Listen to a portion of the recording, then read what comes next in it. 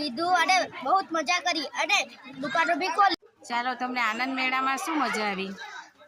મને આનંદ મેળામાં બધી જુદી જુદી દુકાનો જોવાની અને બધી વાનગીઓ ખાવાની અને બીજી વાનગીઓ પસંદ કરવાની અને નફો અને ફાયદો થવાની શીખ મળી।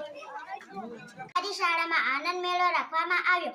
તેમાં શાળાના બાળકો જુદી જુદી વાનગીઓ બનાવીને વેચાણ કર્યું।